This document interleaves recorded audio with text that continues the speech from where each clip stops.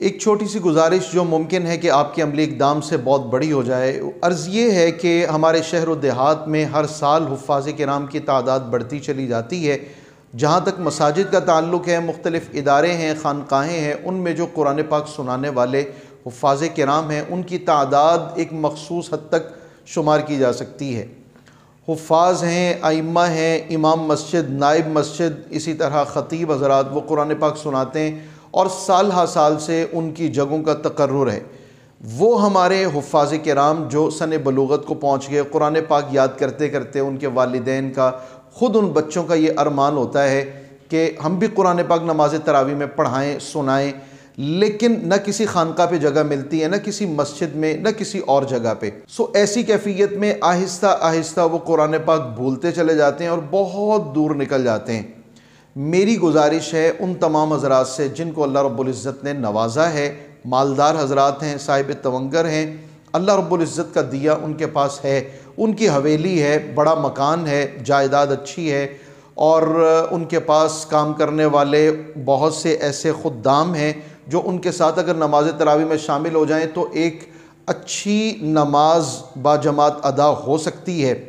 जिनके दरबार हैं, जिनकी खानकाहें हैं, जिनकी हवेलियां हैं और जो अफराद मस्जिद से खासे दूर हैं, ऐसे अफराद अपने खुद्दाम के हमरा, अपने घर के अफराद के साथ मिलकर नमाज तरावी की अदायगी के लिए हुफ़्फ़ाज़ का इंतज़ाम अपने घर पे करें, अपनी खानका पे करें, अपने दरबार पे करें, अपने बड़ों के मज़ार पे करें और अपनी हवेलियों के अंदर करें। उससे दो किस्म के फ़ायदे हो सकते हैं। एक तो ये कि जो कुरान पाक सुनने वाला, सुनाने वाला है, उनका साल ब साल कुरान पाक दोहराने का ज़रिया आप लोग बन जाएंगे। सुनाने वाला सुना सकेगा, सुनने वाला सुन सकेगा। कम अज़ कम आपकी जगह पे ही 2 हाफिज़ निपट गए पूरे साल के अंदर। एक बात। दूसरी बात यह कि जहाँ नमाज के अंदर कुरान पाक पढ़ा जाए, नमाज के अंदर, नमाज तरावी के अंदर कुरान पाक सुनाया जाए, वहाँ एक तो कुरान पाक मुकम्मल होगा, दूसरा ये कि आपकी विसातत से, आपके ज़रिए से बहुत से लोग नमाज तरावी अदा करने वाले होंगे।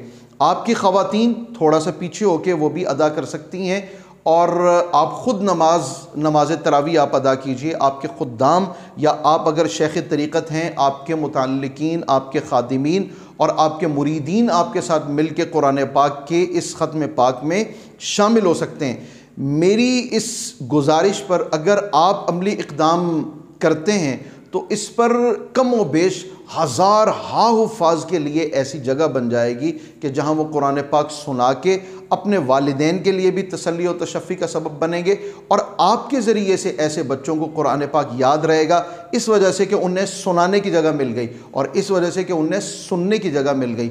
उम्मीद है कि आप इस बात को या वर्बली शेयर कर देंगे या इसी तरह वीडियो उन अफराद तक शेयर कर दीजिएगा जो अफराद आप समझते हैं कि ऐसा एहतिमाम कर सकते हैं।